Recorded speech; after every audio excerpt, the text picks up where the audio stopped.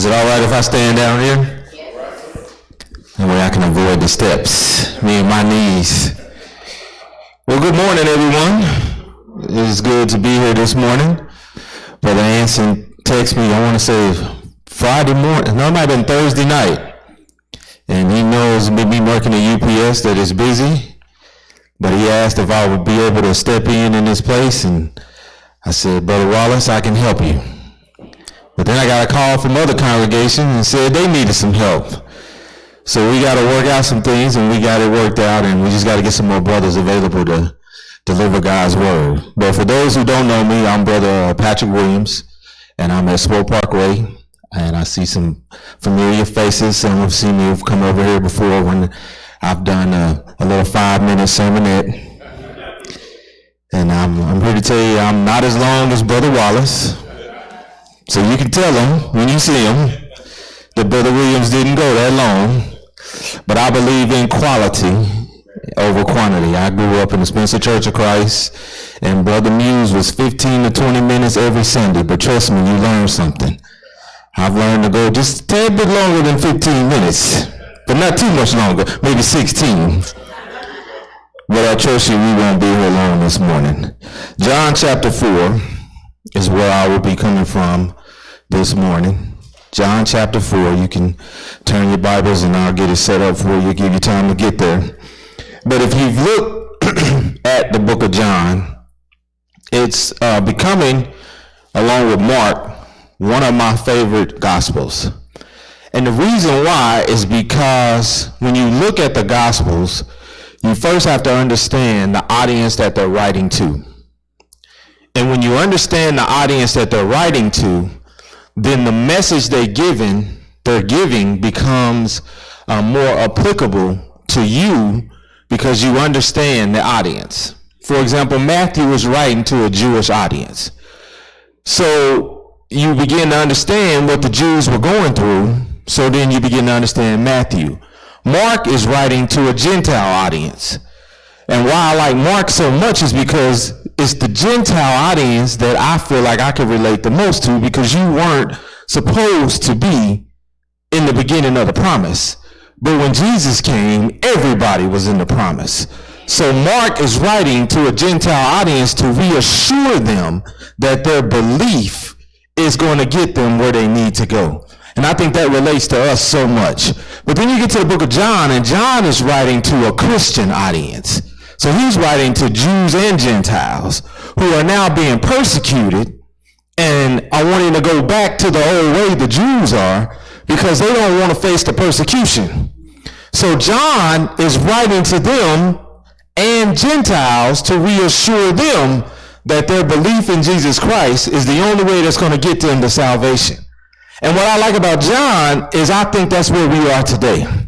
See, we have so much going on when it comes to Jesus Christ, and so many people telling you to go this way, Brother Proctor, so many people telling you to go that way, Brother Boone, that you forget that Jesus has laid out the straight way, and as long as you follow him, you will get to where you will go. But what happens in our human mind is we start to hear this on the left and this on the right, and instead of believing what we know to be straight, we confuse our own selves. Jesus doesn't confuse us, we confuse ourselves. So what I like about John is John reassures you that everything that Jesus came and died for is still in effect. You just got to believe it's still in effect. So John chapter 4 is where I want to be this morning. And if you've looked at John, John wrote about 7 miracles that Jesus performed. It's not to say they weren't more, but John highlighted 7. And the one we're getting ready to look at this morning was the second of those 7 that John wrote about. The first one he wrote about was when Jesus turned water into wine. But now we're here in John chapter 4, and it's so much in these few verses that I'm going to cover that you've read this before, but I hope that I show you something this morning that you might not have seen, and that it'll help you grow. So when we get to where we are at the end of the chapter, before we get to where we are, John had met the Samaritan woman. And John had told the Samaritan woman, Jesus had told the Samaritan woman who he was and asked, did she know of him? Many of y'all familiar with the story. And she said, I've heard And then by the time it was done, Jesus said, who you heard of, I am he. And the Samaritan woman believed and went back and gave her testimony and had other Samaritans believe based on her word. I want you to hold on to that as I said in preaching. So Jesus, after doing that, just by telling the Samaritan woman who he was and she believed, she went back and testified. And based on her testimony, other Samaritans believed. But now let's get to where we are here at the story. And it says Jesus, I'm going to start at verse 43. It says, now after 2 days, he departed from there and went to Galilee. For Jesus himself testified that a prophet has no honor in his own country. So when he came to Galilee, the Galileans received him, having seen all things he did in Jerusalem at the feast, for they also had gone to the feast. Verse 46, and then I'll begin. He says, so Jesus came again to Cana of Galilee, where he had made the water wine. And there was a certain nobleman whose son was sick at Capernaum. When he heard that Jesus had come out of Judea into Galilee, he went to him and implored him to come down and heal his son, for he was at the point of death. All right, I'll stop right there. Okay. See, when you study the word, let me phrase it this way. I believe all of us are going through something. It doesn't matter what you're going through. It doesn't matter if we're going through the same thing. You are going through something where you need Jesus to help you through. And it doesn't matter if I think it's big and you think it's small, or vice versa. I think it's small and you think it's big. That's not for me to determine. If you need something, the only one that can help you get you through it is Jesus Christ. And if you believe in Jesus Christ, it is time for you to allow your faith to get you through whatever it is you're going through. See, if I had to title this sermon, it would be Your Active Faith. And why I say active is because every one of us who has decided to believe in Jesus Christ had a faith to believe in him. But you can have faith and have it not be active. See, stay with me. I'm going to explain that to you in a minute. See, when you have an active faith, whenever you go through something, you know who to turn to get you through it. When you have an inactive faith, you forget who can get you through it and try to lean on your own understanding. See, you don't have to tell me, but you think of the time that you forgot you had an active faith and you tried to solve it on your own and it ended up being worse than it needed to be. See, when you have an active faith, you first always know who to turn to. Second, once you turn to him and you ask him to help you, you let him guide you through it. Now let me drop off this caveat. It's a learned practice. It don't happen overnight. It happens by you remembering you did it on your own and you messed up. So now you're going to allow Jesus to get you through whatever it is you're going through. And then once you allow him to get you through it that first time, every other time, Brother Proctor, it becomes a lot easier. So active faith is what I want you to look at as we look at this story. See, Jesus comes back into this land where he already performed the first miracle. He turned water into wine. So the Galileans have seen a miracle. They have seen a sign that should tell them this is not an ordinary man. I want you to think about that to yourself. See, sometimes you ask Jesus for something, he gives it to you. The next time you go through something, you forget that he did something for you. See, that's all right. It's got to be a learned process. But I want you to see that as we look at this story. See, they already seen the miracle. But because they saw a miracle, this one man remembers. Now let me describe this man to you. See, it says that a certain nobleman whose son was sick. Where my parents at? When your kids are sick, there's nothing you won't do for them, right? You gonna go to the end of the earth to make sure you can find a cure for your kid. I have 2 kids sitting in here now. My 15-year-old sometimes get on my nerves, Brother Proctor. But I still will go to the ends of the earth for her. She might not understand, so I'm not going to look at her till she know. But she know her and her mama going to go to me and her mama going to go to the ends of the earth to make sure she's okay. Tomorrow she going to do something to get on our nerves. That's okay. We got her back. Right? This man's son was sick. And he was sick to the point where there was nothing else they could do for him. Now, this man, by a nobleman, that's a royal officer. Now, it doesn't tell us his exact title, but if you research, he's probably a Jew in Herod's office. Somewhere he's somewhere high up. But he's a Jew and shouldn't be going to Jesus for what he needs. Because at this time, they don't believe Jesus is who he says he is. But I'm here to tell you that whether you believe or not, when you go through something severe, you're going to turn to Jesus. So now this man is turning to Jesus, right? He's turning to Jesus because he has heard of the stuff that Jesus has done. So, hey man, if Jesus can do this, then he has to be able to help me, right? So it said his son was sick. Verse 47 said, when he had heard that Jesus come out of Judea into Galilee, he went to him and implored him to come down and heal his son, for he was at the point of death. Now here's what this doesn't tell you.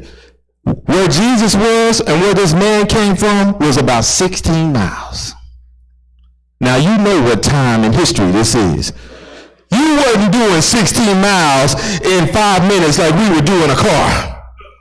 16 miles to me and you would be nothing. We'd hop in our car, Brother Boone, and we'd be there in minutes. A 16-mile trek for this man took some time. It took some effort. But he knew that the reward couldn't be any worse than what it was, so he made the trek to Jesus. See, the same thing can happen to you. You can make the reach to Jesus because it can't be any worse than where you are right now. So make the 16-mile trek, whatever it may be, and watch how he'll bless you. So he goes to Jesus and he said, Jesus, come down and heal my son, for he is sick to the point of death. Now look at verse 48. Jesus said, then Jesus said to him, unless you people see signs and wonders, you will by no means believe. Now see, Jesus makes this response because I just told you that he left an area where he spoke the word.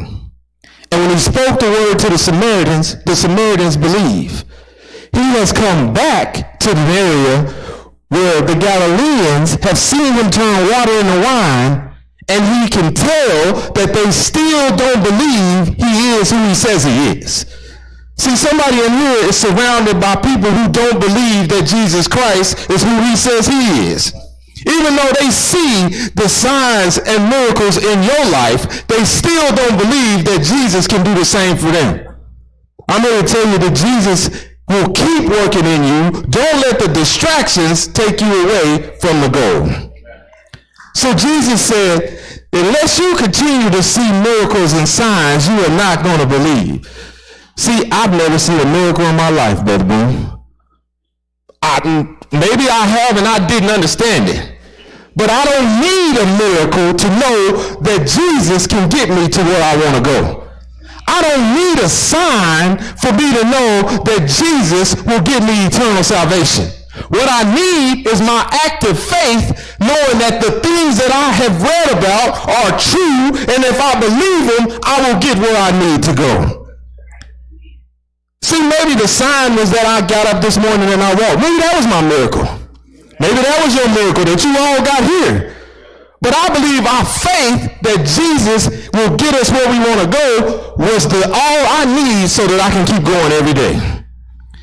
So active faith will get you where you need to go. But Jesus says, unless you see signs, you will not believe. So Jesus said, you know what? If you need signs, I'll give you signs. But what I like about this story is it's different from what Jesus normally does when he performs a miracle. See, when Jesus normally performs a sign or a miracle, he goes to you. He does it in the presence of those who see. The nobleman said, come down. The nobleman wants him to come to where his son is so that he can perform the miracle. And this one, Jesus said, I got a little something different for you, but I'm still going to show you who I am. Verse 49, he said, the nobleman said to him, Sir, come down before my child dies. See, verse 49 shows what? It shows desperation. It shows that this man is desperate for Jesus to take care of whatever issue it is he has. He's like, I don't know who you are. I don't know if I believe who you are, but I know one thing. You've done some miracles, and I want to see if you can help my son. So he asked him one time, come down. The second time, the plea becomes a little more desperate. He's like, Sir, come down before my child dies. Oh, here's my favorite part. We get to verse 50. Stay with me. I'm just teaching now. I'm a preacher in the mirror. What are we doing? He said, Jesus said to him, Go your way, your son lives. So the man believed the word that Jesus spoke to him, and he went away. All right. I could just do these 2 verses and be done this morning. You see someone doing miracles and signs, but yet you still don't believe who he is. But yet a point of desperation tells you to reach out to this man so you can see if he helps you. Stop me if there's not somebody in here. You don't know if he can really help you, but you know that Brother Boone can't help you. You know that Brother Proctor can't help you. You know that Sister Denton can't help you. So you're going to go to the one person you think can help you. And you're not truly sure if they can help you, but you know the point of desperation has led you to say, this is my last point. And then you go to the person of desperation. I want you to think of this from a human perspective. You go to him, and he says, unless you see signs and wonders, you won't believe. Now, how many people here are going to look at him and say, what does that have to do with my son? And then, not after that, his response is, go your way, your son lives.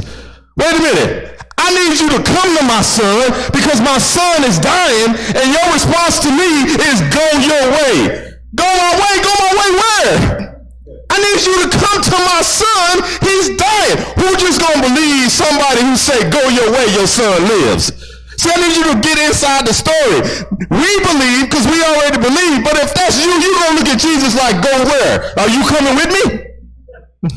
Are you laughing because you know I'm telling the truth? If you don't come with me, no, my son is not going to live. But the man was so desperate that when Jesus said, go your way, your son lives, what does the next verse say? The man believed. See, that right there is an act of faith when he wasn't even a true believer. Now, I'm coming to the true believers to say, where's your act of faith?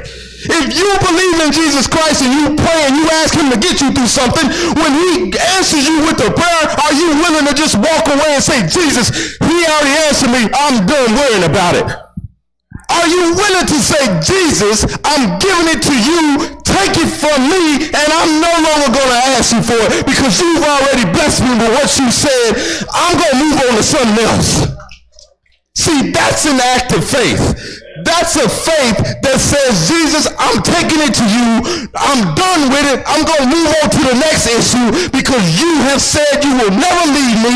You will guide me as long as I believe in you. So, Jesus, I'm giving whatever it is I got to you, and I'm moving on. That's what this man did. I need you to understand, your child is dying. And Jesus responded, go your way, your son lives. See, the human side of us just would not go for that if your faith was not strong. But when your faith is strong, when you know where your blessings lie, then when you pray and that response you get, because you know you get a response, you just don't want to listen to the response because we hard-headed and want to solve everything ourselves. I'm speaking to myself. I don't want to talk about nothing. You're talking about me. I know Jesus has answered me. But I want to be the one to make the glory, Sister Boone. And then I got to remove myself out the way and say, Jesus has answered me, Brother Ragland, and I'm just going to move out the way. Jesus said, your son lives, go your way. Think about that. It's your child. You asking him to come to the child. He said, I'm not going, but your son lives. And look at the next one. This is what I like about the man. It's so powerful. This man said, it said, so the man believed the word that Jesus spoke to him, and he went his way. See, he didn't go back to Jesus. He didn't go back and say, Jesus, are you sure? He didn't say, wait a minute. You just spoke the word, and how my son gonna be healed? See, he didn't question it. He went his way. See, when your faith is active and Jesus gives you the answer, you don't question him. You say, okay, I'm going. I got you, G. Thank you. Much appreciated. Thank you for the blessing. But is he with his son? His son's not with him. So how does he know that his son is healed? Nothing but faith. That's nothing but faith. You know how we are. If we can't see it, if I can't see that my son is healed, then something in my mind is saying, no. You said he was healed, but I can't see it for myself. But that's not what this man did. The man went his way. Not only did he go his way, he believed and went his way. See, that's an active faith. Just a little more, I'm almost done. Jesus said to him, go your way, your son lives. So the man believed the word that Jesus spoke to him, and he went his way. As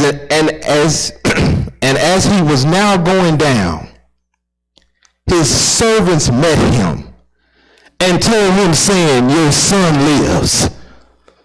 All right, got to repaint the picture. Didn't I say he had to go about 16 miles? So now, picture yourself knowing your son is sick, and somebody just said, go your way. And you got a 16-mile trek, not really knowing because you couldn't see, to see if your son lives. And on your way back on your 16-mile journey, your servants meet you. And your servants say, your son lives, your son is healed. Can you imagine the smile on that man's face? But that smile couldn't be there if he didn't believe. See, that active faith allows you to walk away when Jesus says, I got your back, and know that he's working in you. So his servants meet him, and they say, your son lives. And then he said, then he inquired of them the hour when he got better. And they said to him, yesterday. Hold up now. Hold up. This not even the same day. They said, yesterday at the 7th hour, the fever left him. Woo, wait. See, just because you couldn't see Jesus do his work doesn't mean Jesus didn't do his work. You don't have to see Jesus do the work. You just got to believe he's going to do his work and watch the results come when you get back to wherever it is you're going. See, somebody in here is praying for a better job. Believe that Jesus will get you the better job and watch how it will happen. Somebody here is praying for a better relationship. Just believe that Jesus will get you the better relationship and watch how it will happen. Somebody in here is just asking for Jesus to come into their life. Pray and watch how Jesus will come into your life. See, sometimes we forget that Jesus is for everybody. Jesus is not just for those who believed in this room. He is for those who don't believe. We just got to tell them about him so that he can come into their life. But when you ask him, it might not happen that minute. It might not happen that hour. Or better yet, you might not see it happening. But tomorrow, you'll realize that it happened. See, he required about what hour? And the 7th hour would have been about 1 o'clock in our calendar time. Now, look at the next verse. He said, so the Father knew that it was the same hour in which Jesus said to him, your son lives. So I'm almost done. Jesus told him, your son lives, go your way. The minute Jesus spoke those words, his son was healed. This nobleman didn't know that. His servants are sitting with the son, and they have no clue what the man just accomplished. All they know is that the son just got better. Stay with me. You're going to see where I'm going. Stay with me. I don't want to get there yet. He said, the Father knew that it was the same hour in which Jesus said to him, your son lives. And he himself believed, and his whole household. Wait a minute. See, when Jesus works in your life, sometimes you got to help pass the word so that he can work in somebody else's life. See, his household couldn't believe if he didn't believe. But because he believed, now his whole household believes, and we got a whole household of believers that we didn't have before. See, quit keeping Jesus a secret. Tell everybody about him and let Jesus work in their life and watch what he'll do for them like he's doing for you. It is not your job to get Jesus and say, I'm going to bottle him up and put him in my pocket and only I want Jesus. Jesus is for everybody, and as long as he's for everybody, we need to tell everybody so that he can help everybody. Stop talking bad about people because they don't think like you, and help them think like you so they can be on the same page that you are.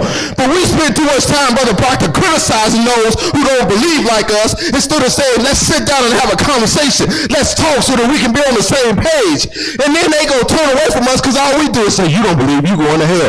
No, that's not my job to tell you you're going to hell. My job is to tell you that if you believe in Jesus Christ like I do, then we can get on the same page and have the same result. Can we have some dialogue? Can we have some conversation? But I'm not about to tell you you're going to hell just because you're going across the street and I'm over here. I'm going to say, can we meet and can we talk?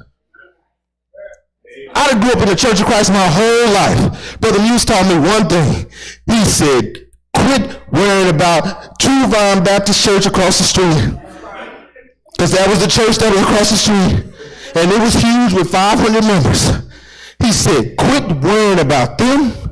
Get your own house right and watch how you can go have a conversation with them, and then Jesus will do the rest.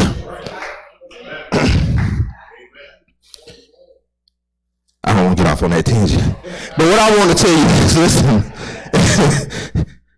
you got to have an active faith.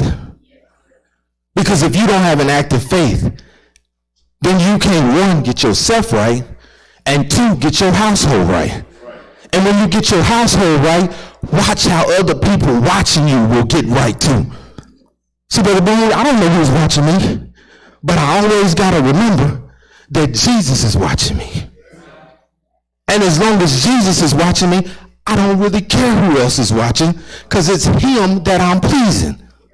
But as long as I'm pleasing him, then the other ones watching me see the same thing. Now, that doesn't mean we're not going to fall down. That's not what I'm telling you. But what I'm telling you is you know who's watching, and that's who you strive to please. And then you get a helpmate if you just so blessed. My wife won't have no problem saying, that's not what you're supposed to do. And then I listen because I know that the helpmate came from Jesus. But I like this story because it's applicable to anybody in here. Active faith can be all of us. Knowing that the miracle will take place even though you didn't see it with your own eyes, is believing that Jesus gives you the results. It's not me telling us the story. He walked 16 miles. Before he got back to his son, it was the next day. And then when he asked him when it happened exactly when Jesus said, your son lives. He wasn't there. He didn't see it. But because he believed in Jesus, it took place. That's the same results we can all have. But you got to have the active faith that Jesus will take care of you. And he will, as long as you believe he is who he says he is. Now, if you're a child of God, then it's just time to start working on your faith and believing him. It's time to allow him to work in you like you know he can. The faith is there, but if you're not using it, it's just sitting in the background. Because you want to do all the work. I'm telling you, I get tired trying to do all the work. So I'm saying, Jesus, I'm going to give it to you because I know you don't get tired. I know you work 24/7. Jesus was working when I was asleep. So if he can work while I'm asleep, I think he got the edge on me. So allow Jesus to work. Let him do what he said he's going to do. I promise you he's not going to hurt you. That's the one guarantee I can give you. Jesus will not hurt you. He's going to take care of you. You just got to let him.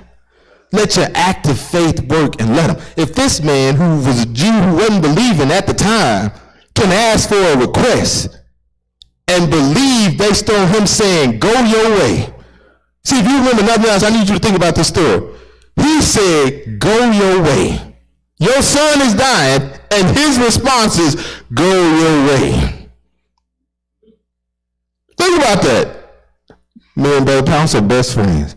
If Brother Pounce came to me and said his son was dying, and I said, I got you, and he asked me to help save his son, and I said, I got you, go your way, he gonna look at me like, you not getting in the car? I'm saying, you not getting in the car to come help me? That's how this story, that's how we are when your faith is not. But if he's talking to Jesus Christ, and Jesus Christ said, go your way, then he got to believe that Jesus is taking care of it. See, that's what I mean. You got to separate the difference between talking to a man and Jesus. Man or woman, no matter, but it's different if you're talking to Jesus. If he said go your way, he mean go your way. He got you. Allow your active faith to believe that he'll take care of you. But if you're not a child of God, then you have to become a child of God so you can get that active faith working for you. And have that active faith take over when you feel like there's no other way to go. See, it feels good to know that when I'm at my wit's end, Jesus will keep me going. There's no better feeling than to know Jesus will carry me through whatever it is it's going through. Jesus will get you. So if you're a child of God, let's work on your active faith. If you're not a child of God, then the water's ready. This is not even my congregation, but I know they got some water ready.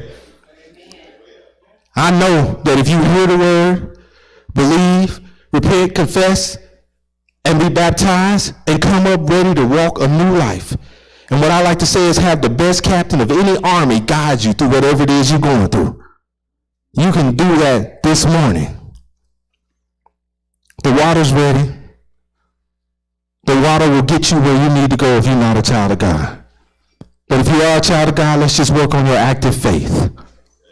Active faith will guide you through whatever it is you're going through. Active faith will help you. Active faith.